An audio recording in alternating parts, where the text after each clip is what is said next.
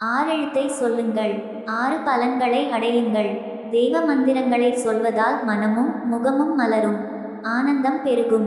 முருகனை நினைத்து நினைத்து அவனது பெயர்களை உள்ளம் உருகிச் சொன்னால் ஆறுமுகக் கடவுள் தன் 12 கரங்களினால் நாம் வேண்டிய வரங்களை எல்லாம் வள்ளல் போல் அள்ளித் தருவான்.